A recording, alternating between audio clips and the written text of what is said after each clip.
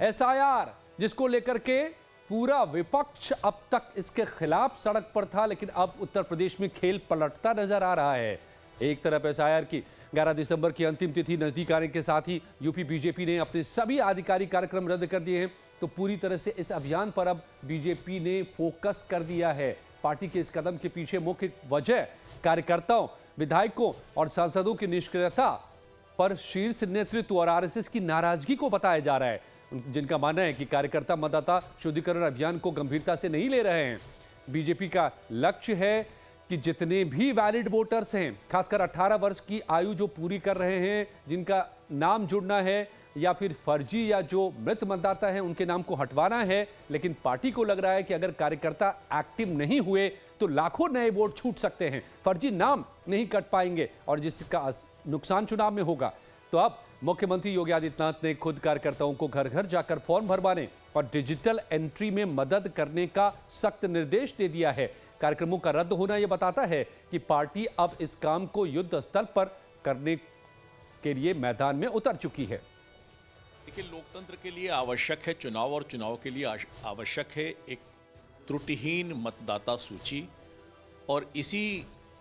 अच्छी मतदाता सूची के लिए एसआईआर का अभियान चल रहा है। भारतीय जनता पार्टी ने इस मतदाता सूची को बेहतर बनाने के लिए अपने सारे कार्यक्रमों को स्थगित करते हुए पूरे संगठन को, संगठन के पदाधिकारियों को, विधायकों को, मंत्रियों को इस काम में जुटने के लिए कहा है। और निश्चित रूप से जब ये सारे लोग भी इस अभियान में जुटेंगे तो एसआईआर का जो अभियान है निश्चित रूप से सफल होगा। बीजेपी तो हमेशा से इसके पक्ष में थी, लेकिन तो खेल पलटा है विपक्ष के खेमे में। समाजवादी पार्टी ने शुरू में एसआईआर का लगातार अभियान का विरोध किया था, इसे वोट चोरी की साजिश बताया था, लेकिन अब यू टर्न लेते हुए अपने तमाम बीएलओ यानी कि बूथ लेवल कार्यकर्ता को मैदान में उतार दिया है। एसपी को अब यह खतरा महसूस हो रहा है कि उनके पारंपरिक वोट बैंक यानी कि पिछड़ा वर्ग, अति पिछड़ा, मुस्लिम और दलित बहुल क्षेत्रों में मतदाता सूची से उनके नाम कट सकते हैं, क्योंकि गणना प्रपत्र नहीं भरने वाले मतदाताओं का नाम सूची से हटने का खतरा है। और लगातार विरोध के बाद एसपी ने अब महसूस किया कि सिर्फ विरोध से काम नहीं चलेगा, इसलिए उन्होंने अपनी रणनीति बदलकर विरोध के साथ साथ जमीनी स्तर पर अपने कार्यकर्ताओं को सरकारी बीएलओ के समानांतर एक्टिवेट कर दिया है ताकि उनके समर्थक मतदाताओं के नाम न कटे। एसपी ने काम के दबाव से कथित तौर पर हुई बीएलओ की मौत का मुद्दा भी उठाया था, उनके आश्रितों को सहायता देने की घोषणा भी की थी। बीजेपी और समाजवादी पार्टी के ताजा रुख से साफ है कि एसआईआर अब सिर्फ प्रशासनिक काम नहीं रह गया है, बल्कि चुनावों से पहले मतदाता सूची को अपने पक्ष में शुद्ध करने का एक बड़ा सियासी खेल बनता नजर आ रहा है, जिसमें बीजेपी अपने कार्यकर्ताओं को एक्टिवेट करने में लगी हुई है, तो एसपी भी कहीं डैमेज न हो जाए इसके कंट्रोल में जुट गई है।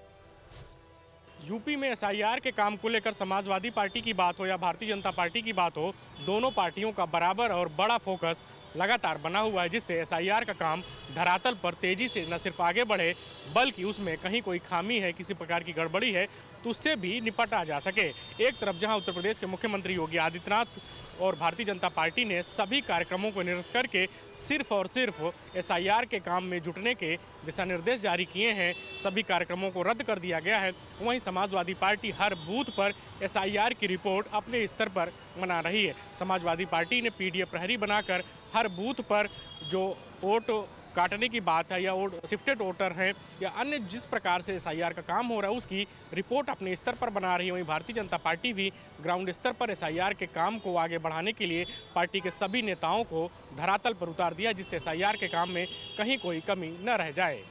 वीडियो जर्नलिस्ट सुंदरम केसरी के साथ धीरज त्रिपाठी, लाइव टाइम्स, लखनऊ।